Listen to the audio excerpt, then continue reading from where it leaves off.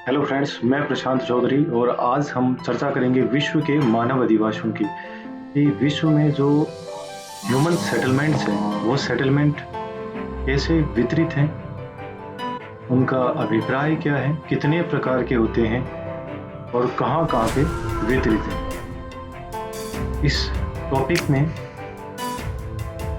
हम विश्व के इन सभी प्रकार के मानव अधिवासों को समझने का प्रयास करेंगे कि वो सेटलमेंट वहीं पर क्यों बसे हुए हैं या उनके प्रकार कितने हैं और विश्व के नए-नए सेटलमेंट्स कौन से हैं, इनके बारे में हम चर्चा करेंगे।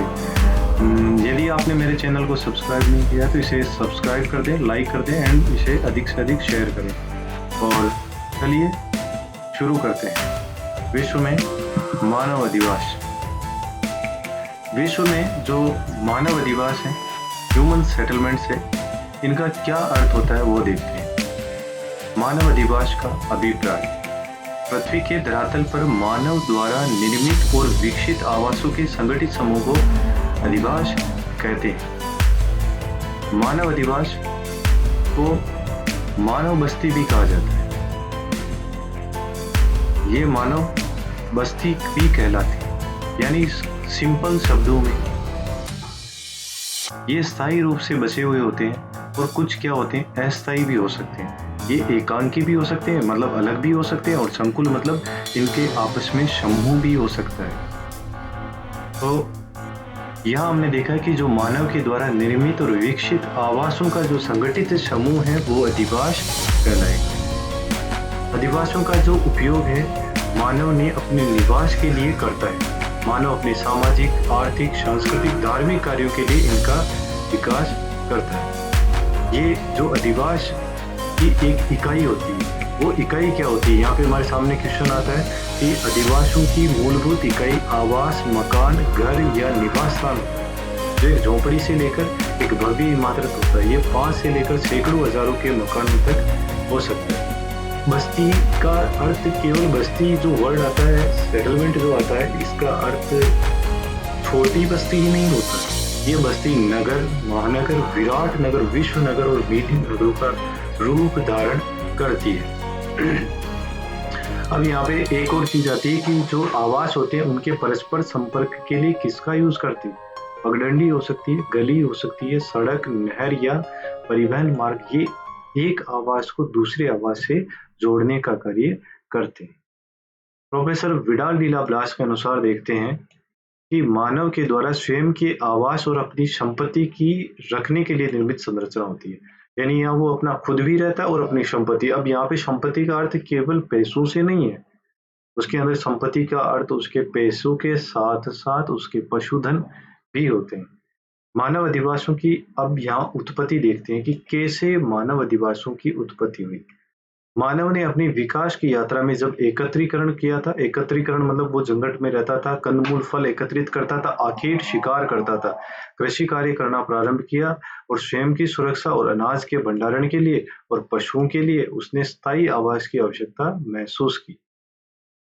प्राचीन काल में जो सभी मानव बस्तियां थी वो पशुचारक और कृषकों पर आधारित थी।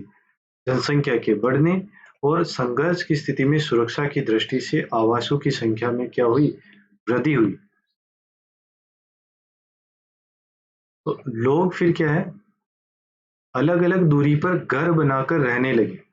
धीरे धीरे मानव ने विकास किया, उत्पादन में वृद्धि से व्यापार और परिवहन का विकास हुआ। पुराने जितने भी गांव हैं उनमें से ज्यादातर जो नगर हैं वो 5000 वर्ष पूर्व मिस्र, सिंधु, दजला फरात की घाटियों में विशाल नगरों की उत्पत्ति और विकास हुआ। क्योंकि नदियों के किनारे आपको पता है जल की सुविधा होती है और प्राचीन काल में ज्यादातर जो व्यक्ति थे वो कृषि कार्य करते थे। तो उन्हें मिस्र की सभ्यता,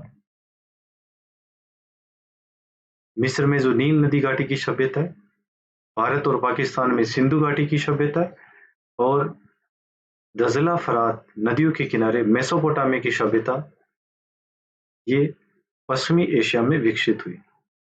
अब मानव अधिवासों की जो उत्पत्ति मूलतः अपने निवास के लिए होती है और इसकी उत्पत्ति को अपन 2 प्रकार में बांटते हैं। पहला अस्थायी अधिवास और दूसरा है स्थायी। अस्थायी का मतलब है कि मानव अपने शिकार, मौसम की अनुकूलता, पशुचारण और सुरक्षा की दृष्टि के लिए निर्मित किए। नागा जनजाति अभी भी स्थानांतरित कृषि करती है और मध्य एशिया में स्टेपीज के मैदान में और किर्गिज जनजाति अपने पशुओं को चराने के लिए चारे की उपलब्धता तक तंबुओं में अस्थायी निर्मित करते हैं। फिर जैसे ही चारा वहां खत्म होता है दूसरे स्थान पे जाते हैं, वहां फिर निर्मित करते हैं। एस्किमो लोग अपने बर्फ के घर इग्लू बनाते हैं। ये मैंने आपको पहले जो अध्याय था अपना सेकंड उसमें बता दिया था कि बर्फ के जो सिल्लियां होती है उनको जोड़ के ये इग्लू अर्धचंद्राकार घर बनाते हैं। ग्रीष्म काल में ये रेंडियर और सील की खाल से अस्थायी आवास बनाते हैं। मतलब इनके जो शीतकालीन और ग्रीष्मकालीन आवास दोनों अलग होते हैं, क्योंकि शीतकाल में बर्फ जमती है इसलिए ये बर्फ के घर बनाते हैं और ग्रीष्मकाल में बर्फ पिघल जाती है इसलिए रेंडियर और सील की खाल के अस्थायी आवास बनाते हैं। इसके अलावा अरब और शारा के बद्दू रॉकी पर्वत के पूर्वी भागों में रेड इंडियन, अमेरिका में अफ्रीका के काला के बुशमैन ये अस्थायी अधिवास बनाते हैं। राजस्थान में भी जो मारवाड़ प्रदेश है इसमें रेबारी, गायरी जाति और बंजारे पशुचारण हेतु अपने एक स्थान से दूसरे स्थान पर आवास बनाते हैं। अब स्थायी अधिवास देखते हैं। स्थायी अधिवासों की उत्पत्ति कब और कैसे हुई वास्तविक रूप में यह कहना कठिन है, किंतु विद्वान उत्तर पाषाण काल में, यहाँ एक इंपॉर्टेंट आता है कौन से काल में, उत्तर पाषाण काल में स्थायी कृषि की शुरुआत हो चुकी थी और वहीं से स्थायी अधिवासों की उत्पत्ति मानते हैं। मानव जो बस्ती है उसका स्थायित्व है निम्न बातों पर निर्भर करता है। पहला है स्थानीय संचित संसाधन, दूसरा बाह्य विश्व से संबंध, भावी उन्नति की संभावना तीसरा पॉइंट है, चौथा है सुरक्षा और पांचवा है धार्मिक, सामाजिक और आर्थिक कारक। यानी इसमें अगर पहला पॉइंट है स्थानीय संचित संसाधन का अर्थ है कि अगर वहां पे खनिज तत्व है, संसाधन है पर्याप्त मिलेंगे तो वहां पे बस्तियां बसने की संभावना ज्यादा होगी। बाह्य विश्व से संबंध यही अपन समुद्र तटीय क्षेत्रों की देखते हैं तो वहां जनसंख्या का जमाव अधिक है, बस्तियां ज्यादा है। भावी उन्नति की संभावना अगर कोई आर्थिक राजधानी या राजनीतिक राजधानी होती है तो वहां फ्यूचर की उन्नति की पॉसिबिलिटी रहती है, इसलिए वहां जनसंख्या ज्यादा या बस्तियां ज्यादा मिलती है। सुरक्षा की दृष्टि से जहाँ सुरक्षा बढ़िया है, पर्याप्त है, वहां पे जनसंख्या की ये बस्तियां बसेगी। धार्मिक और सामाजिक आर्थिक कारक भी इनको प्रभावित करते हैं। अब मानव अधिवासों का जो निर्माण का उद्देश्य है उन्हें अपन देखते हैं। भौतिक वातावरण की कठोरता को कम करने के लिए, जैसे कहीं सर्दी ज्यादा पड़ती है एस्किमो प्रदेशों में तो वहां बर्फ के घर बना लेते हैं, जहाँ वर्षा अधिक होती है वहां पे वो अपनी ढाल नुमा छत बनाते हैं। इस तरह वो वातावरण की परिस्थितियों को, कठोरता को कम करने के लिए बनाते हैं। खाद्य और उपयोगी सामग्री का भंडारण वो अपने इसमें आवास में कर सकते हैं। जंगली जानवरों और पशुओं से अपनी सुरक्षा हो जाती है। सामाजिक, सांस्कृतिक, धार्मिक, आर्थिक और शैक्षिक कार्यों के लिए बस्तियां बसाते हैं और पारिवारिक और विलासतापूर्ण जीवन जीने के लिए भी बस्तियां बसती है। अब मानव अधिवासों का वर्गीकरण, ये प्राकृतिक दशाओं और आधारभूत कार्यों के आधार पर दो भागों में, पहला है ग्रामीण अधिवास और दूसरा है नगरीय अधिवास। यहाँ हमें देखना होगा कि अधिवासों के प्रकार का अगर क्वेश्चन आता है तो ये उत्पत्ति के आधार पे तो कितने भाग में, दो भाग में। क्वेश्चन ध्यान से देखना, यहाँ पे यहाँ गड़बड़ होने का चांस है कि सिंपल क्वेश्चन आ गया अधिवासों के प्रकार बताइए, तो वहां आपके सामने ऑप्शन होगा कि उत्पत्ति के आधार पे तो ये स्थायी और अस्थायी अधिवास होते हैं, और सेकंड यहाँ पे आपके सामने होगा कि इनके प्राकृतिक दशाओं और आधारभूत कार्यों के आधार पे कितने भागों में, ग्रामीण और नगरीय। अब ग्रामीण अधिवासों को देखते हैं तो ग्रामीण अधिवास अर्थव्यवस्था प्राथमिक व्यवसाय पर निर्भर करती है, जैसे कृषि, पशुपालन, लकड़ी काटना, मछली पकड़ना, खनन, वन से प्राप्त पदार्थों का संग्रहण आदि। अतः ग्रामीण अधिवास मुख्यतः भूमि के विद्वान पर आते हैं। यानी सिंपल याद रखना है कि जो प्राथमिक व्यवसाय करे वो ग्रामीण अधिवास है। नेक्स्ट यहाँ पे ग्रामीण अधिवासों पर आधुनिकता का जो प्रभाव है वो नगण्य होता है, ये नहीं प्राचीन तौर तरीकों से रहते हैं। इनके प्रकार देख लेते हैं, ये सघन या गुच्छित अधिवास, प्रकीर्ण या एकाकी अधिवास, मिश्रित अधिवास और पल्ली अधिवास। ये 4 प्रकार में बांटेंगे। सबसे पहले देखते हैं सघन या गुच्छित अधिवास। सघन जैसा कि नाम से ही स्पष्ट है, ये अधिवास पास-पास में होंगे, इसलिए इन्हें पुंजित, सन्निहित, संकेंद्रित, संकुलित नाम से भी जाना जाता है। ये मैदानी भागों में मिलेंगे, समतल और पर्याप्त जल की उपलब्धता वाले क्षेत्रों में विकसित है। इनके आवास गृह पास-पास में होते हैं और आसान पहुंच के लिए सड़कों का निर्माण होता है। ये प्राय खेतों के मध्य किसी ऊंचे और बाढ़ से सुरक्षित स्थानों पर बनाए जाते हैं। आवास पास-पास होते हैं, संकेंद्रित होते हैं, सामाजिक प्रगाढ़ता होती है, एक दूसरे के सुख दुख में सहभागी होते हैं। आवासों की संख्या 40-50 से लेकर सैकड़ों तक हो सकती है और यहाँ की जो जनसंख्या है वो 500 से लेकर 1000 से अधिक हो सकती है। इनका वितरण देखते हैं कि ये कहाँ-कहाँ वितरित है। तो इस प्रकार के अधिवास नदियों के उपजाऊ मैदानों में मिलेंगे। तो आपको सिंपल सा यही ध्यान रखना है कि उपजाऊ मैदान में कृषि कार्य हो सकता है, इनकी आर्थिक क्रियाएं हो सकती है, इसीलिए वहां पे क्या है, सघन या सन्निहित अधिवास मिलेंगे। जैसे भारत में कहाँ मिलेंगे, गंगा सतलज के मैदान में, मालवा के पठार पे, विंध्य के पठार पे, नर्मदा घाटी में और राजस्थान के मैदानी भागों में मिलेंगे। अब सेकंड हमारा यहाँ आ रहा है प्रकीर्ण या एकाकी अधिवास। ऐसे अधिवास क्षेत्रीय और बिखरे होते हैं। ये आवास एक दूसरे से दूर और कृषि भूमि को छोड़कर बनाए जाते हैं। एक दूसरे से दूर होते हैं, एकाकी होते हैं और स्वतंत्र जीवन यापन के लिए होते हैं। एक दूसरे में सहयोग की भावना कम होती है क्योंकि आवास क्या होते हैं, दूर दूर होते हैं। कृषि में संलग्न जातियों में ऊंच नीच की भावना होती है। ये कहाँ मिलेंगे, तो ये हमारे उत्तरी अमेरिका के संयुक्त राज्य अमेरिका, कनाडा का प्रेरी प्रदेश, एशिया का स्टेपी का मैदान, गंगा के खादर क्षेत्र, हिमालय का पर्वतीय तराई क्षेत्र और भाबर क्षेत्र, अमेरिका के दक्षिणी अमेरिका में अर्जेंटीना में पंपास, ऑस्ट्रेलिया के डाउन्स, याद रखना शीतोष्ण कटिबंधीय घास के मैदान नहीं है, दक्षिणी अफ्रीका में वेल्स और दक्षिणी राजस्थान के उदयपुर, राजसमंद, डूंगरपुर, प्रतापगढ़ और बांसवाड़ा में, और मरुस्थलीय प्रदेश में प्रकीर्ण अधिवास मिलते हैं। नेक्स्ट थर्ड नंबर है हमारा मिश्रित अधिवास। इस प्रकार के अधिवासों को अर्ध सघन या अर्ध केंद्रित अधिवास भी कहते हैं। ये सघन और प्रकीर्ण अधिवास के बीच की अवस्था, मतलब सघन में तो बहुत पास पास में पाए जाते हैं, प्रकीर्ण में दूर दूर पाए जाते हैं, ये दोनों के बीच की अवस्था। ये इसका अधिवास का निर्माण किसी परिवार की संख्या में वृद्धि होने, आवासों की संख्या बढ़ने के कारण होता है।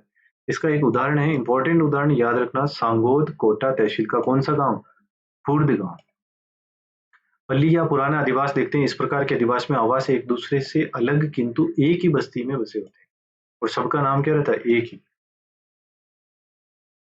जैसे बस्ती के अलग अलग भागों में अलग अलग जातियों के लोग। पर्वतीय प्रदेशों में निचली घाटियों और खनन वाले क्षेत्रों में इस प्रकार के आवास दिखाई देते हैं। अब हम इनके प्रकार देखे हैं, अब ग्रामीण अधिवासों के प्रतिरूप देखते हैं। यहाँ इंपॉर्टेंट चीज आती है कि प्रकार जब आए तभी तो हमें बताना प्रकार 4 प्रकार के, सघन अधिवास, एकाकी अधिवास, मिश्रित अधिवास और पल्ली अधिवास। लेकिन प्रकार में और प्रतिरूप में अंतर है। प्रतिरूप एक पैटर्न दिखाता है कि किस पैटर्न में वो अधिवास या डिजाइन में, सिंपल शब्दों में कहे तो कैसा वो डिजाइन में बसा हुआ। जैसे अगर हम किसी गांव को हेलीकॉप्टर से, हवाई जहाज से ऊपर से देखें या ड्रोन से जब आप किसी गांव का वीडियो देखते हैं तो वो गांव ऊपर से आपको अधिवास कैसा दिखता है, वो चौकोर दिखता है, आयताकार दिखता है, वृत्ताकार दिखता है, किस तरह से दिखता है, तो वो उसकी आकृति जो है वो प्रतिरूप कहलाती है। तो आकृति के आधार पे प्रतिरूप देखते हैं कौन कौन से प्रकार होते हैं। तो यहाँ सबसे पहला रेखीय प्रतिरूप। रेखीय प्रतिरूप का निर्माण कैसे होता है इसको हम देखते हैं।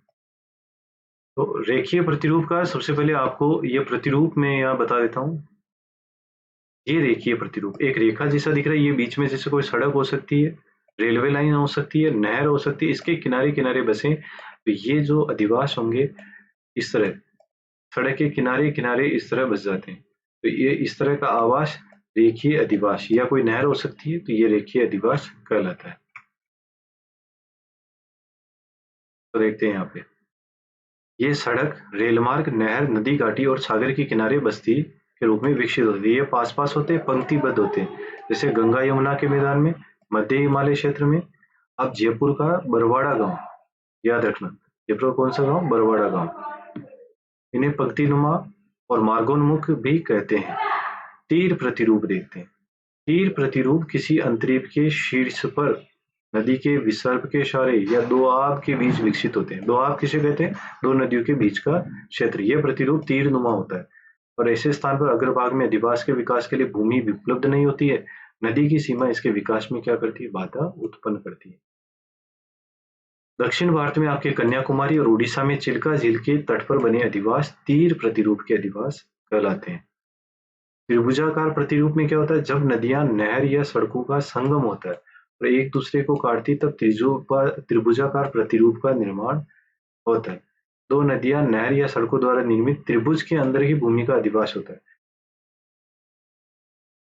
भारत में हरियाणा और पंजाब में ऐसे अधिवास मिलते हैं। आयताकार अधिवास में क्या होता है? जब दोनों सड़कें आपस में मिलती है तो उनके मिलन स्थल से लंबवत गलियों का निर्माण होता है। ये अपने समतल उपजाऊ मैदान में मिलते हैं। और ये त्रिज्या प्रतिरूप में होता है जब गांव एक स्थान पर अनेक दिशाओं से कच्ची सड़कें या पक्की सड़कें मिलती है तो त्रिज्याकार मार्गों का निर्माण होता है, परंतु सभी गलियां मुख्य चौराहे से मिलने से समानांतर नहीं होती। तो यहाँ देखते हैं, ये आयताकार प्रतिरूप में इस तरह ये सड़कें हमारे को इस तरह आयत की तरह दिख रही है। तो इस तरह चौकोर लंबवत काटते हैं।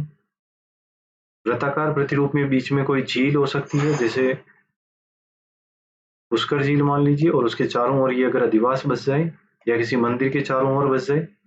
तीर प्रतिरूप ये हमने देखा, ये एक तीर के जैसा दिख रहा है प्रतिरूप, ये इस तरह। नाभिकीय प्रतिरूप में एक जैसे नाभिक बसता उसके चारों ओर इस तरह से बस्ती बस जाती है।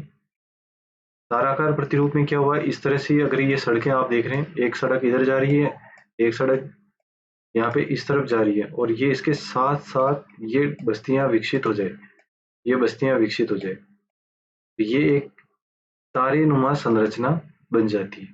अर्धवर्ताकार प्रतिरूप क्या बनता है? ये किसी तालाब के किनारे बनता है, जैसे ये तालाब है और इसकी तालाब के पाल के सामने की साइड में अगर ये इस तरह बस्तियां बस जाए तो ये अर्धचंद्राकार।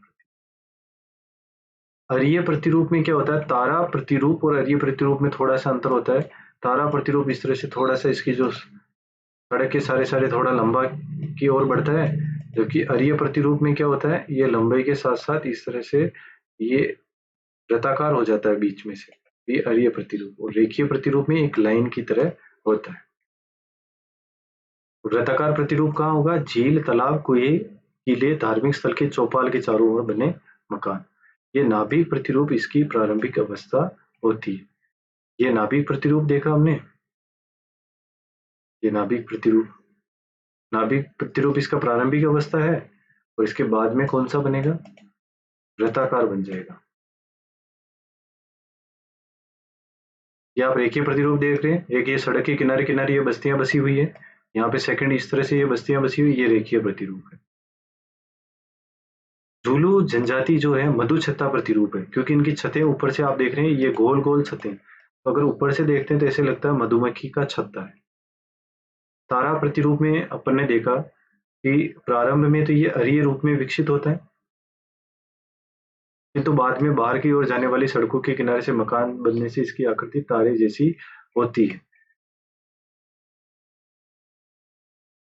वापिस से देख लेते हैं, इसको थोड़ा और क्लियर कर लेते हैं। तारा प्रतिरूप और अरीय प्रतिरूप में सबसे पहले यहाँ पे वापिस ध्यान देना कि सबसे पहले यहाँ पे अरीय प्रतिरूप का विकास होगा और फिर उसके बाद में ये और सड़कों की तरफ आगे डेवलपमेंट होने से ये किसमें चेंज हो जाता है? तारा प्रतिरूप में। इसको थोड़ा करेक्ट कर लेना यहाँ। नेक्स्ट देखिए, पंखाकार प्रतिरूप। किसी गांव में केंद्रीय स्थल के चारों ओर मकान बनते हैं, उसके बाद बस्ती का विकास सड़क के किनारे रेखीय प्रतिरूप में होने से पंखानुमा प्रतिरूप का विकास होता है। अनियमित प्रतिरूप में कोई पैटर्न नहीं होता, टेढ़ी मेढ़ी घुमावदार सड़कें होती हैं और भारत के अधिकांश गांव इसी में आते हैं। और बारां जिले का कौन सा गांव इसमें आएगा? लिसाड़ी गांव। इसको अनाकार प्रतिरूप भी कह सकते हैं, कोई आकार नहीं। सीढ़ीनुमा प्रतिरूप आप देखते हैं पर्वतीय ढालों पर होते हैं, जिनमें मकान परस्पर सटे हुए और कई स्तरों पर दिखाई देते हैं। हिमालय, रॉकीज, एंडीज जितनी भी पर्वतमालाएं हैं वहां पे हमने को ज्यादातर में सीढ़ीनुमा प्रतिरूप पैटर्न दिखता है। मधुछत्ता प्रतिरूप हमें देखा, ये टोडा जनजाति, आंध्र प्रदेश के समुद्र तटीय मछुआरे, दक्षिण अफ्रीका के जुलू लोगों के, ये गुंबद नुमा झोपड़ियां होती है। अन्य प्रतिरूप में टेढ़ा मेढ़ा प्रतिरूप, मकड़ी के प्रतिरूप प्रमुख हैं। ग्रामीण अधिवासियों की क्या समस्याएं होती हैं? आवागमन के साधनों का यहाँ अभाव होता है, स्वच्छ पेयजल का अभाव होता है, स्वास्थ्य सेवाएं यहाँ पे बहुत कम उपलब्ध होती हैं, नगरों में जाना पड़ता है, विद्युत आपूर्ति का अभाव होता है, रोजगार के अवसर नहीं होते, बेरोजगारी होती है। ये बेरोजगारी पूर्ण हो सकती है, छिपी हुई हो सकती है या मौसमी हो सकती है। तो यहाँ पे भी तीनों वर्डों में अंतर देखना है जरूरी है कि पूर्ण बेरोजगारी में तो व्यक्ति को कोई काम नहीं होता। छिपी हुई में अगर परिवार के 4 सदस्य खेती में कर रहे हैं, अगर लड़का नौकरी नहीं लगा वापस वो भी अगर खेती में लग रहा है तो वो एक छिपी हुई बेरोजगारी होती है। और मौसमी बेरोजगारी में मौसम विशेष में, जैसे गन्ना के किसानों को जो मजदूर होते हैं उनको एक मौसम विशेष में रोजगार मिलता है। नेक्स्ट यहाँ है सूचना तकनीक और दूरभाष की सुविधाओं का अभाव होता है, उच्च और तकनीकी शिक्षा संस्थानों का अभाव होता है। ये नगरीय अपने ग्रामीण अधिवासियों की समस्याएं हैं। नेक्स्ट यहाँ पे है नगरीय अधिवास। नगरीय अधिवासों में हमारे को द्वितीयक, तृतीयक, चतुर्थक और पंचम व्यवसाय की आर्थिक क्रियाएं होती हैं, जैसे निर्माण, उद्योग, परिवहन, व्यापार, वाणिज्य, संचार, शिक्षा, चिकित्सा, प्रशासन, न्याय, इस तरह की व्यवसाय। हमने देखा था, यहाँ ध्यान देने की जरूरत है कि जो प्राथमिक व्यवसाय है उनमें आपके प्राथमिक व्यवसाय ग्रामीण क्षेत्रों में होते हैं, जबकि द्वितीयक, तृतीयक, चतुर्थक और पंचम व्यवसाय है वो नगरीय अधिवासों में होते हैं। यहाँ उच्च जनसंख्या घनत्व होता है, त्वरित गतिशीलता होती है, एक स्थान से दूसरे स्थान पे फटाफट जा सकते हैं, पक्की सड़कें और पक्के मकान होते हैं, रोजगार उपलब्ध होता है, यातायात की सुविधाएं होती है, उच्च शिक्षा होती है। मतलब जस्ट अपोजिट आ रहा है ग्रामीण क्षेत्रों के। और ये इंपॉर्टेंट पॉइंट है, यहाँ पे 50% से अधिक जनसंख्या गैर प्राथमिक कार्यों में संलग्न होती है। जटिल श्रम विभाजन होता है, यहाँ पे श्रम विभाजन इंपॉर्टेंट है कि अगर कोई प्लम्बर का कार्य कर रहा है तो उसी का करेगा, इलेक्ट्रिसिटी का कार्य कर रहा है तो उसी का, जबकि ग्रामीण क्षेत्रों में मल्टी वर्क्स एक ही व्यक्ति करता है। सामाजिक प्रगाढ़ता का अभाव होता है जो ग्रामीण क्षेत्रों में उपलब्ध होती है, तीव्र सामाजिक और आर्थिक अंतर होता है। अब नगरीय बस्तियों का वर्गीकरण यहाँ पे आकार के आधार पे करते हैं कि कैसे आकार के आधार पे जगह ये होती है। नगर अलग अलग देशों में नगर की परिभाषाएं अलग है, जैसे डेनमार्क में, स्वीडन, फिनलैंड में 250 व्यक्ति होते हैं वो नगर है, आइसलैंड में 300 व्यक्तियों के नगर है, वेनेजुएला में 1000 पे, कोलंबिया में 1500। इस तरह भारत में 5000 व्यक्ति के अतिरिक्त अगर जनसंख्या घनत्व भी 400 व्यक्ति प्रति वर्ग किलोमीटर होगा और 75% से अधिक जनसंख्या गैर प्राथमिक व्यवसाय में कार्य करेगी तो उसे अपन नगर कहेंगे। यहाँ की व्यावसायिक संरचना देखते हैं। व्यावसायिक संरचना के आधार पर 50% से अधिक जनसंख्या गैर कृषि कार्यों में संलग्न हो, और भारत में ये कितना है, 75% है। प्रशासन के अंदर अगर कोई प्रशासनिक नगर पालिका छावनी बोर्ड है तो उसे हम नगर कहेंगे, जैसे ब्राजील और बोलीविया में प्रशासनिक केंद्र को ही नगरीय केंद्र कहते हैं। आवश्यक कार्य जैसे अवकाश, पर्यटन स्थल, समुद्री पतन नगर, सेना नगर, उसे अपन नगर कहेंगे।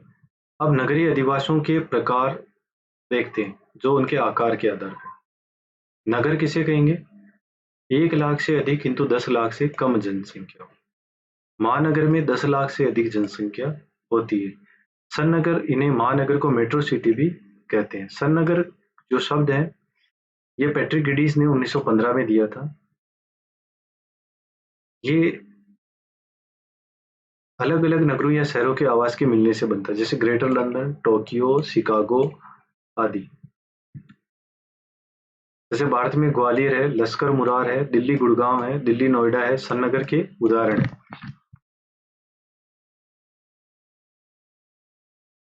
नेक्स्ट यहाँ पे नगरीय अधिवासियों की वृहत नगर देखते हैं। अंग्रेजी में इसे मेगालोपोलिस कहते हैं।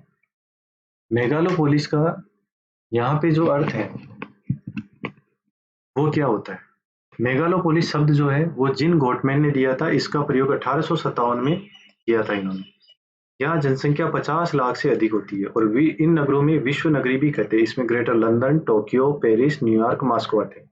इनकी समस्याएं क्या होती है, जैसे हमने ग्रामीण क्षेत्रों की समस्या देखी वैसे यहाँ के देखेंगे। अत्यधिक जनसंख्या घनत्व होता है, कृषि क्षेत्रों में मशीनीकरण होता है, शिक्षा का विकास होता है, और शिक्षा का विकास जनसंख्या रोजगार के लिए नगरों में पलायन होता है, इनके कारण यहाँ जनसंख्या घनत्व ज्यादा होता है। 1951 में 9 महानगर थे जिनकी संख्या 2005 में 438 हो गई। महानगर थे जो वर्तमान में 53 है। 2005 में विश्व में 438 महानगर थे, उनके स्थान पर वर्तमान में इनकी संख्या 600 से भी अधिक है। गंदी बस्तियों का प्रादुर्भाव देखते हैं। नगरों में गंदी बस्तियां बसती हैं क्योंकि जो श्रमिक पलायन करते हैं वो अपने आवास खरीद नहीं सकते, प्लॉट नहीं खरीद सकते, तो वो क्या करते हैं, जो सरकारी भूमि है उस पे बस्तियां बसा लेते हैं। मुंबई में लगभग 10% लोग गंदी बस्ती में निवास करते हैं और 60% लोग सड़कों पर रात गुजारते हैं। पर्यावरण प्रदूषण यहाँ बहुत ज्यादा होता है। यहाँ पे वायु प्रदूषण, ध्वनि प्रदूषण, जल प्रदूषण होता है। भारत में दिल्ली, मुंबई, कोलकाता में वायु प्रदूषण 2 गुना से भी अधिक हो गया है। नेक्स्ट यहाँ पे उपभोक्ता वस्तुओं का उच्च मूल्य होता है, महंगाई काफी ज्यादा होती है, खाद्य पदार्थों में यहाँ मिलावट देखने को मिलती है, अपराध बहुत ज्यादा होते हैं, इसके कारण यहाँ पे अपहरण, दुष्कर्म आदि घटनाएं होती हैं। तीव्र सामाजिक और आर्थिक विषमता होती है। एक तरफ गगनचुंबी विशाल वातानुकूल इमारतें दिखती है, दूसरी तरफ फुटपाथ पर फैले असमान जीवन के संघर्ष दिखाई देते हैं। स्वास्थ्य और चिकित्सा सुविधाओं की कमी होती है क्योंकि लोग प्रदूषण से नागरिक ग्रसित होते हैं। चिकित्सालयों में कमी होती है, जनसंख्या के अनुपात में महंगी चिकित्सा सुविधा आम जनता की पहुंच से बाहर होती है। नगरीय कच्ची गंदी बस्तियों की समस्याएं होती हैं। सड़कों के नाम से 2 से 4 फुट चौड़ी घुमावदार उबड़ खाबड़ गलियां होती हैं। जीर्ण शीर्ण मकान होते हैं। खुली हवा, पेयजल की, स्वास्थ्य की निम्न सुविधाएं और शौच की मूलभूत सुविधाओं का अभाव पाया जाता है। नगरों, महानगरों में बसे ऐसे स्थान को स्लम या गंदी बस्तियां कहते हैं जहां पे लोग कच्ची बस्तियों के रूप में रहते हैं। कच्ची बस्तियों में वे लोग निवास करते हैं जो व्यवस्था में, ये इंपॉर्टेंट चीज है, कौन लोग निवास करते हैं, जो व्यवस्था में रोजगार की तलाश में नगरीय क्षेत्रों में प्रवास करते हैं। वो वहां शौक से नहीं रहते, वो वहां मजबूरी में रहते हैं। धन अभाव के कारण पर्यावरण की दृष्टि से अनुपयुक्त और निम्नीकृत क्षेत्रों पर फिर ये कब्जा करके बसते हैं। वहाँ कई सारी समस्याएं होती है, जैसे अस्वास्थ्यपूर्ण पर्यावरण में आवासों का निर्माण, सड़कों का अभाव होता है, पेयजल, प्रकाश और शुद्ध वायु की कमी होती है, अत्यधिक भीड़ भाड़ होती है, संक्रमण का खतरा बढ़ जाता है। जैसे अभी कोरोना के अंदर हमने देखा, मुंबई की धारावी बस्ती के अंदर जब कोरोना आया था तो काफी ज्यादा विकट परिस्थिति उत्पन्न हो गई थी। कच्चे मकान होने से आग लग जाने का खतरा रहता है। शौचालय जैसी मूलभूत सुविधा का अभाव, शिक्षा का हेतु विद्यालयों के अभाव होता है। कम मजदूरी में जोखिमपूर्ण कार्य करते हैं। अल्प पोषण से विभिन्न रोगों का खतरा। छोटे और कम ऊंचे इनके असुरक्षित आवास होते हैं और समाज के दूसरे लोग इन्हें हेय दृष्टि से देखते हैं। कानून और व्यवस्था बनाए रखने की समस्या यहाँ होती है क्योंकि मकान पास पास में होते हैं और काफी सघन अधिवास होते हैं। इनके समाधान क्या कर सकते हैं हम, कि जो ये समस्याएं हैं तो इनके लिए हम कम दर पर, निम्न दर पर आवास उपलब्ध करा सकते हैं और कच्ची बस्ती के स्थान पर बहुमंजिले आवास बना सकते हैं और वहां उनको फ्लैट देके हम वायु, प्रकाश, शौचालय की सुविधाएं उपलब्ध करा सकते हैं। कोटा और अहमदाबाद की तर्ज पर कच्ची बस्तियों के लोगों को निम्न दरों पर आसान किस्तों में आवास उपलब्ध करा सकते हैं। नल और टैंकर से स्वच्छ पेयजल की आपूर्ति कर सकते हैं। मनरेगा चला सकते हैं। कच्ची बस्ती में विद्यालय खोल सकते हैं। सामुदायिक स्वास्थ्य केंद्र बना सकते हैं। रोजगार के साधन उपलब्ध करा सकते हैं। चौड़ी सड़कें बना सकते हैं। बगीचे बना सकते हैं वहां पे जहां वो रह रहे हैं और स्वरोजगार के लिए ऋण देंगे और परिवार कल्याण कार्यक्रम अपनाएंगे तो वहां की जनसंख्या कम होगी और कानून व्यवस्था को वहां अगर सुचारू बनाएंगे तो गंदी बस्तियों की, कच्ची बस्तियों की चाहे वो दूर हो जाएगी। अब नेक्स्ट हम यहाँ पढ़ते हैं मुंबई की धारावी बस्ती। ये कच्ची बस्ती स्लम, एशिया की विशालतम कच्ची बस्ती। धारावी कच्ची बस्ती की स्थापना 18वीं शताब्दी में यहाँ पर एक द्वीप था तो गुजरात के कुम्हारों ने इसे बसाया और उनकी संख्या लगभग 10,000 थी। ये मुंबई शहर में जुहू से 12 किलोमीटर दक्षिण पूर्व में उत्तर पूर्वीय रेल मार्गों के बीच स्थित है। इसका क्षेत्रफल 557 एकड़ है जो 12 बस्तियों से मिलकर बना। 2011 की जनसंख्या के अनुसार यहाँ की जनसंख्या 6 लाख है तो 1 लाख घरों में निवास करती है। यानी एक घर में देखिए बहुत इंपॉर्टेंट आ रहा है, 10 से 15 व्यक्ति तक निवास करते हैं और यहाँ के लगभग 60% परिवारों में 60% परिवार लगभग 60 वर्षों से रह रहे हैं। ये आप इस बस्ती को देख सकते हैं यहाँ पे कि कितने यहाँ पे पास-पास में मकान है। बिल्कुल आपको गलियां भी बहुत कम शॉर्ट में दिखेगी, सकड़ी गलियां दिखेगी और इसके पीछे आपको गगनचुंबी विशाल इमारतें दिख रही है। यहाँ कितने पास-पास में मकान है, कभी यहाँ आग लग जाए तो भी बचाना बहुत मुश्किल है। ये अंदर की आप कच्ची बस्ती का अंदर का सीन देख रहे हैं। यहाँ पे ये आपको गली दिख रही है और इसमें ये आपको गंदा पानी नाला दिख रहा है। कितने पास-पास में मकान है, कितनी गंदगी है। और ये आप देख रहे हो और ये धारावी में प्रदूषण का स्वरूप है। ये जैसे रेल लाइन जा रही है, इस रेल लाइन के मध्य में ये आपकी बस्ती बसी हुई है, जस्ट इसके पास में।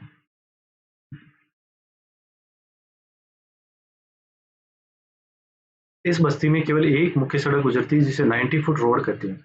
ये इंपॉर्टेंट है, याद रखना, 19 फुट रोड, जिसकी चौड़ाई घटते घटते आधे से भी कम रह गई और यह परिवहन निगम की बस्ती परिधि के बाहर से गुजरती है। ऑटो रिक्शा भी अंदर नहीं जा सकता और यहाँ तिपहिया वाहनों का प्रवेश निषेध है। केवल कुछ गलियां, पगडंडियां, सकड़ी की एक साइकिल निकलना भी क्या होता है, मुश्किल होता है। भवन और आवास है अस्थायी निर्माण के भवन है जो 2 से 3 मंजिले बने होते हैं। जंग लगी लोहे की सीढ़ियां लगी हैं। एक कमरे का किराए पर लगभग 10 से 15 व्यक्ति रहते हैं। आधारभूत सुविधाएं यहाँ बहुत कम है। पेयजल की, प्रकाश की, वायु की कमी है। व्यवसाय और रोजगार में ये लोग मिट्टी के उत्पाद पकाने, ईंटों के भट्टे, कंप्यूटर के बोर्ड बनाते हैं। ग्रेट ब्रिटेन में 23 जो कचरे का पुनर्चक्रण होता है, वही मुंबई में 80% कचरे का पुनर्चक्रण धारावी में होता है। जहरीला धुआं यहाँ फैलता रहता है। गलियों की बस्ती में मछुआरों की बहुलता है जो मछली पकड़ने का कार्य करते हैं। यहाँ मिट्टी के बर्तन, मृत्तिका शिल्प, सेरेमिक्स, इस तरह धातु का काम, उत्कृष्ट आभूषण यहाँ दे, उच्च फैशन के कपड़े सिलाने का कार्य भी यहाँ किया जाता है। नेक्स्ट यहाँ आप देखेंगे व्यापार। यहाँ जो बनी वस्तुएं हैं मुंबई के अतिरिक्त अन्य यूरोप के देशों के साथ अरब देशों में, अमेरिका में सप्लाई होती है और यहाँ 650 मिलियन यूएस डॉलर का व्यवसाय होता है।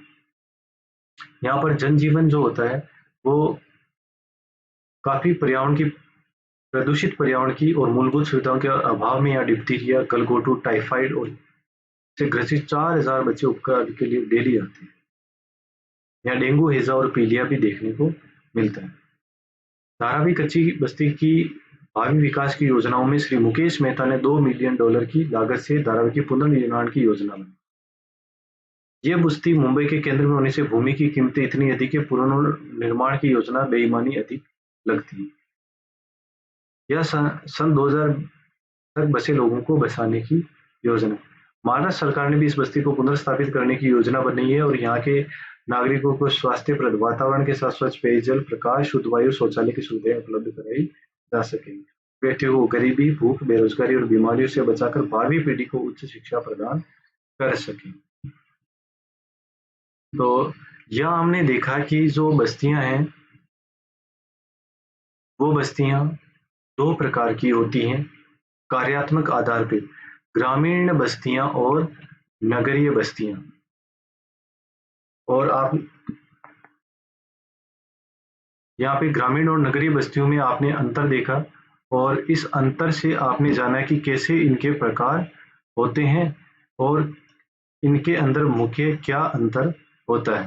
तो मैं आशा करता हूँ आपको ये ग्रामीण और नगरीय अधिवासियों का जो प्रकार है, ये प्रकार आपको यहाँ समझ में आया होगा। ये काफी इम्पोर्टेंट टॉपिक है और इस टॉपिक से काफी क्वेश्चंस एग्जाम के अंदर आते हैं। यहाँ आप पूछ सकते हैं कि आपके सघन अधिवास क्या होते हैं, सनअती अधिवास क्या होते हैं, प्रकीर्ण अधिवास क्या होते हैं, एकाकी अधिवास क्या हो सकते हैं। इस तरह के काफी सारे क्वेश्चंस इससे एग्जाम में बनते हैं। आशा करता हूँ आपको ये वीडियो पसंद आया होगा और आप मेरे चैनल को सब्सक्राइब कीजिए, लाइक कीजिए और इसी तरह जुड़े रहिए। धन्यवाद दोस्तों।